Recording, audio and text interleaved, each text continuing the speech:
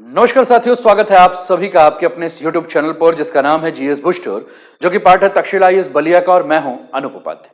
साथियों, कल्पना कीजिए कि दक्षिण एशिया का एक प्रधानमंत्री अपने संसद में खड़ा होकर कहता है कि सर, भारत ने हमारी जमीन पर कब्जा नहीं किया, हमने भी भारत के कुछ जमीन पर कब्जा किया हुआ है।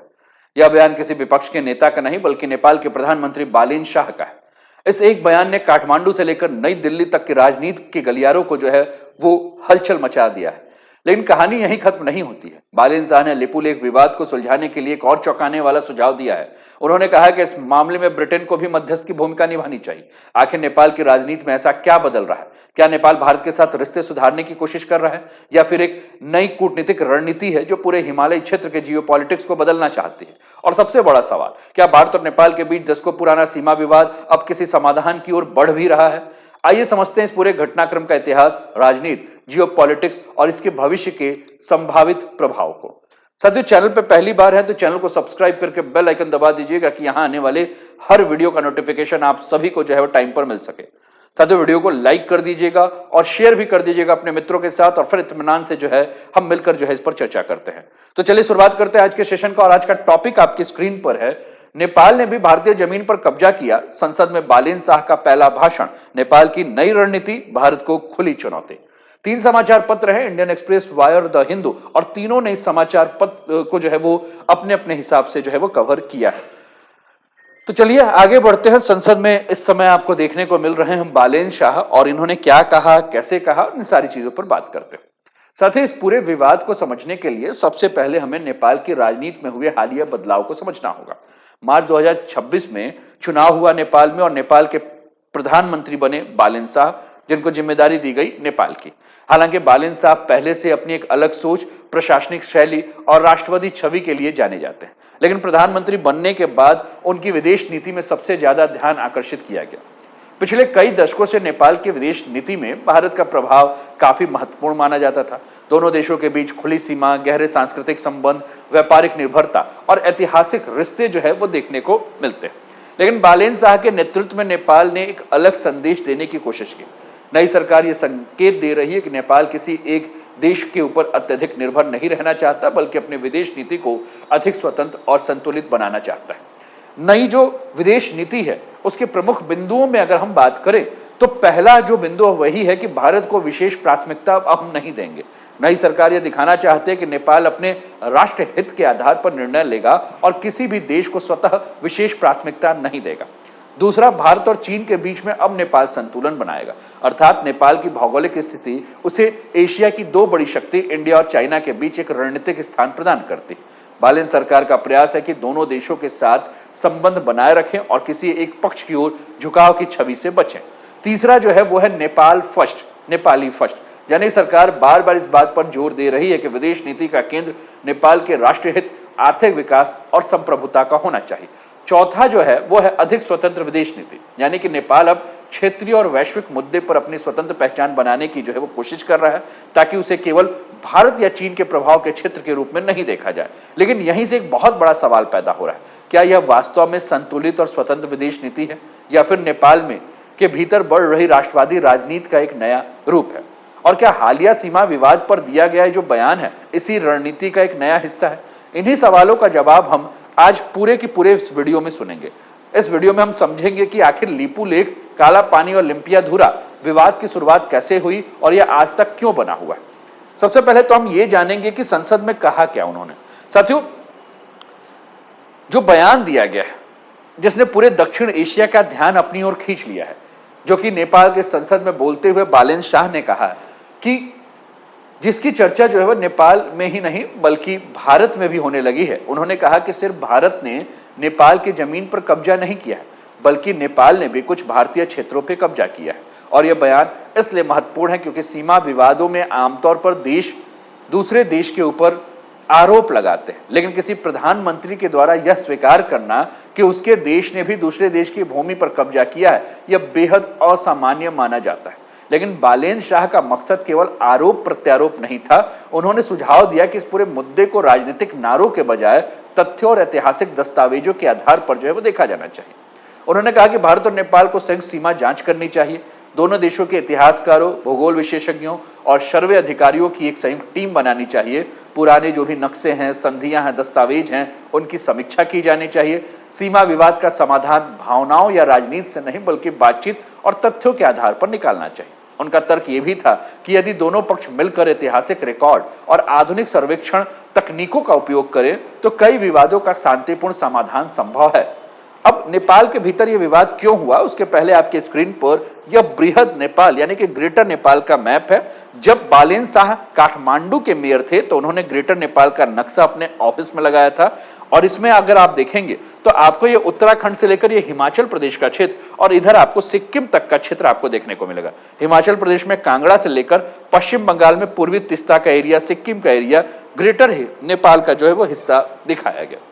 हालांकि कुछ लोगों ने इसे व्यवहारिक और साहसिक बयान तो बताया है कि ठीक है बालेन शाह ने जो दिया है, लेकिन नेपाल के भीतर इसी के ऊपर तीखी बहस शुरू भी हो गई है। कई पूर्व राजनयिकों ने, सीमा मामलों के जानकारों और राजनीतिक विश्लेषकों ने सवाल उठाया है कि यदि नेपाल ने वास्तव में किसी भारतीय क्षेत्र पर कब्जा किया है तो वह क्षेत्र कौन सा है। आलोचकों का कहना है कि अभी तक सार्वजनिक रूप से ऐसा कोई आधिकारिक दस्तावेज या सरकारी रिकॉर्ड सामने नहीं आया जो इस दावे को स्पष्ट पुष्ट करे और कुछ पूर्व राजदूतों और सीमा विशेषज्ञों ने सरकार से मांग की है कि वो स्पष्ट करे कि आखिर किस भारतीय क्षेत्र का उल्लेख उन्होंने किया है। और इसके समर्थन में अगर हम बात करें तो कौन से ऐतिहासिक दस्तावेज नेपाल के पास मौजूद हैं? क्या यह सरकार की आधिकारिक नीति है या प्रधानमंत्री ने संसद में अपनी व्यक्तिगत व्याख्या कर दी है? और यही कारण है कि यह बयान केवल भारत नेपाल के संबंधों का मुद्दा नहीं बल्कि नेपाल की घरेलू राजनीति में भी एक बहुत बड़ा विवाद बनने जा रहा है। लेकिन इस पूरे विवाद का केंद्र एक और संवेदनशील मुद्दा आपको देखने को मिलेगा। इन्होंने जो बात की वो लिपुलेख, काला पानी और लिम्पियाधुरा के बारे में बात की। अच्छा, नेपाल ने जो बात कहा तो नेपाल ने कहा कि बिहार के पश्चिमी चंपारण जिले में 7100 एकड़ जमीन जो है वह नेपाल के कब्जे में है। उत्तर प्रदेश के लखीमपुर खीरी, पीलीभीत, बहराइच और श्रावस्ती में 500 एकड़ जमीन जो है वो नेपाल के कब्जे में है। उत्तराखंड के चंपावत जिले में करीब 12.4 एकड़ जो जमीन है वो नेपाल के कब्जे में है। आपको यह भी ध्यान रखना है कि भारत के एसएसबी यानी कि सशस्त्र सीमा बल ने नेपाल के भारतीय जमीन पर कब्जे को लेकर 2010 से लेकर अब तक कई बार केंद्रीय गृह मंत्रालय को रिपोर्ट भी भेजी।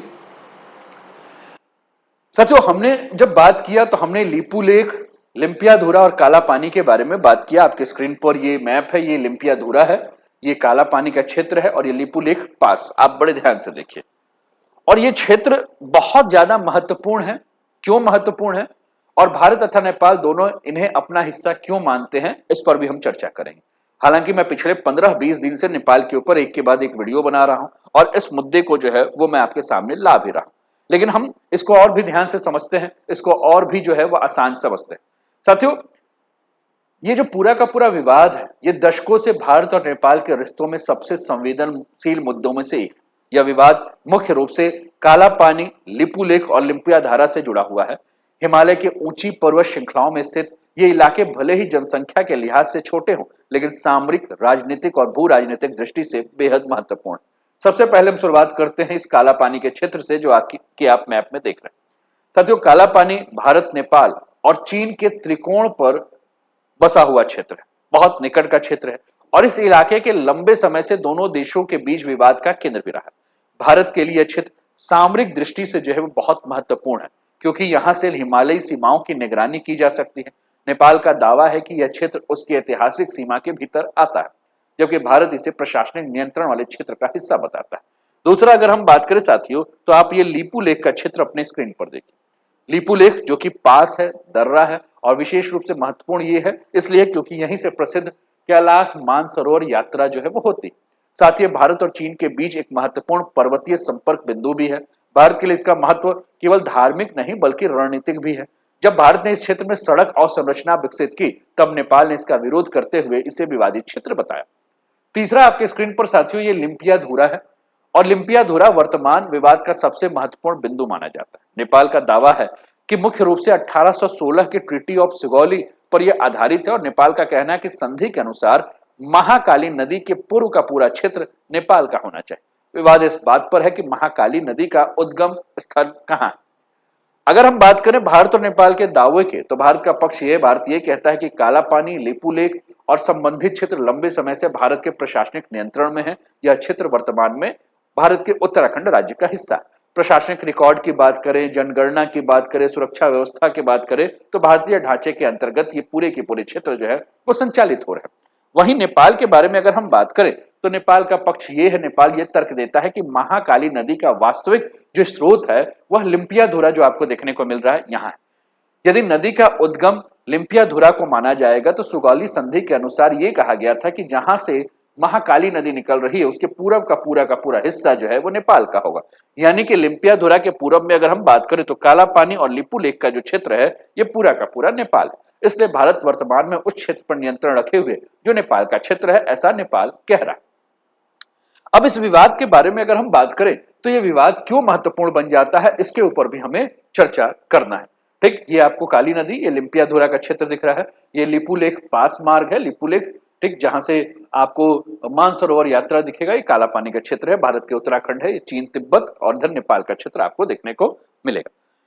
साथ ही ये केवल कुछ वर्ग किलोमीटर भूमि का प्रश्न नहीं है, यह विवाद जो है वो राष्ट्रीय संप्रभुता का प्रश्न है, ऐतिहासिक संधियों की अलग अलग व्याख्या का प्रश्न है, भारत नेपाल संबंध का प्रश्न है, चीन के निकट सामरिक स्थिति का प्रश्न है और कैलाश मानसरोवर मार्ग के महत्व का प्रश्न है। और यही कारण है कि जब प्रधानमंत्री बालेन्द्र शाह ने संसद में सीमा विवाद और भूमि दावे पर नया बयान दिया तो यह केवल राजनीतिक टिप्पणी नहीं रही बल्कि पूरे क्षेत्र के जियोपॉलिटिक्स से जुड़ा हुआ एक बहुत बड़ा मुद्दा बन गया। लेकिन एक और सवाल उठता है कि बालेन्द्र शाह ने इस विवाद में ब्रिटेन को क्यों घसीटा? क्यों बालेन्द्र शाह ने कहा कि ये पूरा का पूरा जो विवाद आपको देखने को मिल रहा है, जो डिस्प्यूटेड एरिया, एक के बाद एक मैप में मैं दिखा रहा हूं, अगर भारत के नक्शे में देखें तो आपको ये क्षेत्र जो है उत्तराखंड और नेपाल का जो बॉर्डर है ये क्षेत्र आपको देखने को मिलेगा।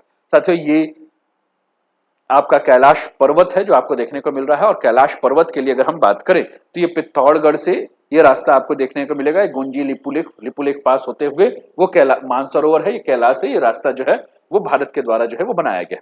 लिपुलेख पास के बारे में बात करें तो ये भारत का सामरिक द्वार है, इसकी ऊंचाई लगभग 17,000 फीट है, उत्तराखंड के पिथौरागढ़ जिले में है, भारत नेपाल और चीन का त्रिजंक्शन है, ऐतिहासिक कैलाश मानसरोवर यात्रा और तिब्बत का व्यापार का ये प्राचीन मार्ग है, सुरक्षा की दृष्टि से चीन सीमा के निकट होने के कारण भारतीय सेना के लिए बहुत महत्वपूर्ण है और भारत नेपाल संबंधों को मजबूत बनाता है और क्षेत्रीय स्थिरता में जो है वो योगदान देता है। बहुत ध्यान से देखेंगे तो ये ट्राई जंक्शन एरिया है जहां मैं आपको हाईलाइट करके समझा रहा हूं।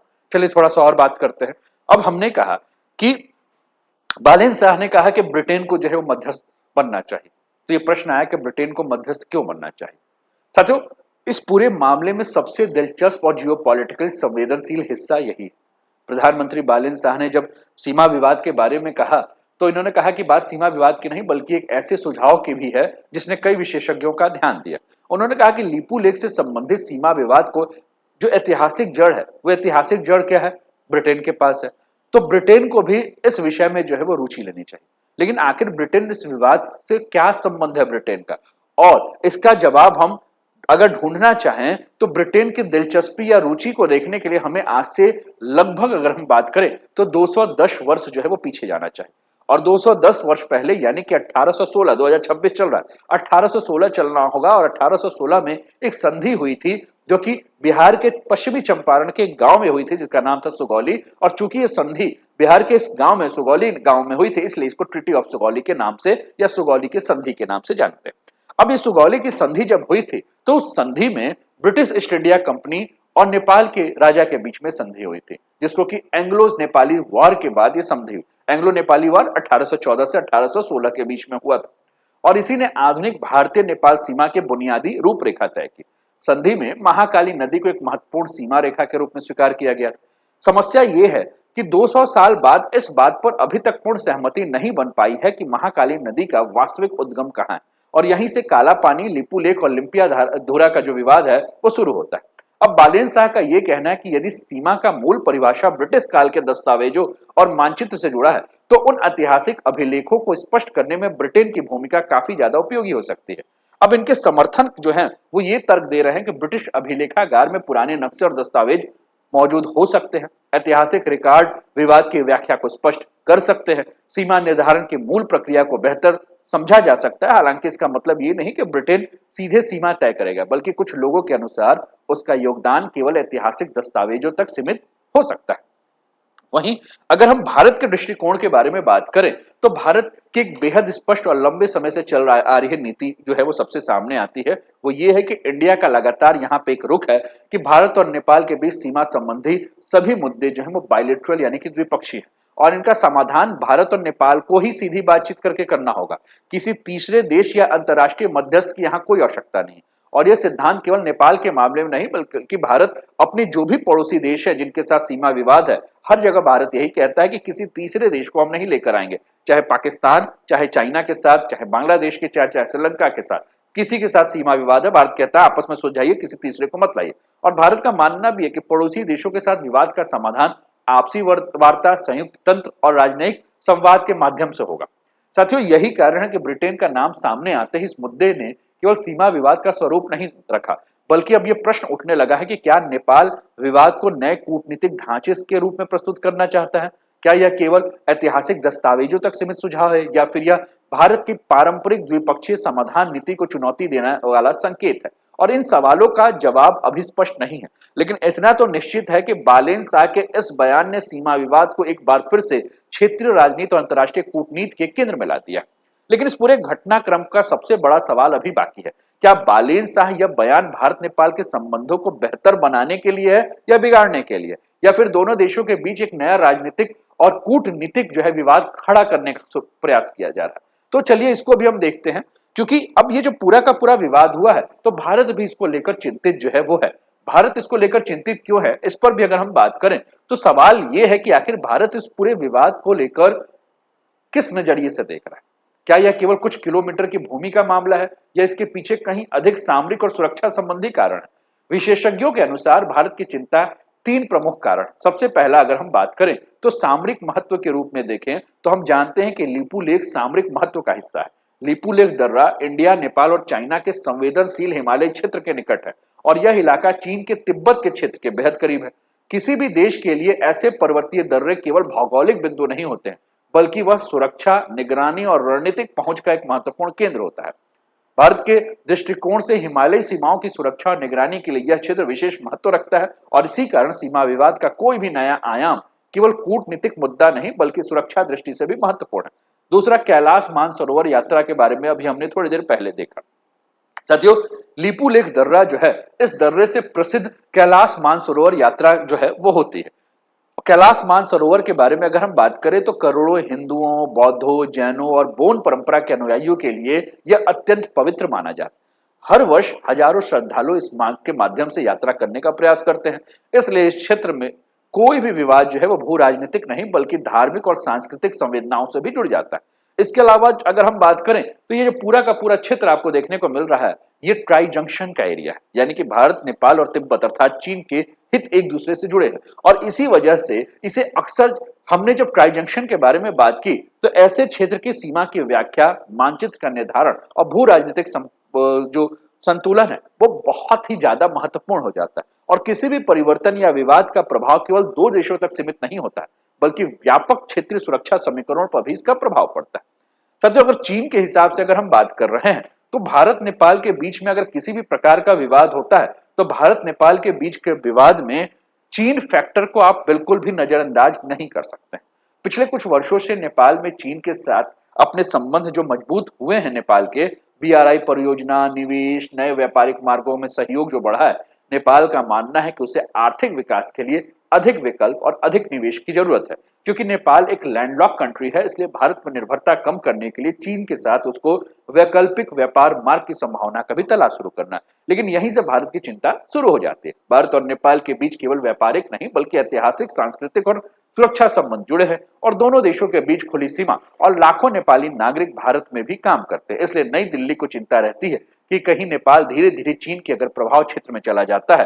हालांकि नेपाल का कहना है कि भारत और चीन किसी एक को चुनना नहीं चाहता बल्कि दोनों के साथ संतुलन बनाना चाहता है और अपने स्वतंत्र विदेश नीति को अपनाना चाहता है। और यही कारण है कि बालेन शाह के हालिया बयान को केवल सीमा विवाद नहीं बल्कि दक्षिण एशिया के बदलते जियोपॉलिटिक्स के संदर्भ में भी देखा जा सकता है। अब प्रश्न यही है कि क्या सच में नेपाल ने भारतीय जमीन पर कब्जा किया है या बालेन शाह ने केवल ऐसे ही बड़ी बड़ी बातें जो है वो कर दी है। साथियों, अगर आप ध्यान से देखें तो ये नेपाल और नेपाल के इधर ये उत्तराखंड का क्षेत्र, ये उत्तर प्रदेश का क्षेत्र और ये बिहार का क्षेत्र, इधर आपको वेस्ट बंगाल और इधर सिक्किम, यानी कि 5 राज्य जो है वो नेपाल से घिरे। अब जो बातें कही गई, क्या बात कही कि बिहार का, नेपाल, उत्तर प्रदेश का और उत्तराखंड, तीनों के जो हैं वो हमने क्षेत्र को कब्जा कर रखा है। ठीक, किसने कहा? प्रधानमंत्री बालेन शाह ने कहा कि हमने भारतीय क्षेत्रों पे कब्जा किया है। लेकिन सवाल यह है कि क्या कोई आधिकारिक प्रमाण मौजूद है बालेन शाह के पास?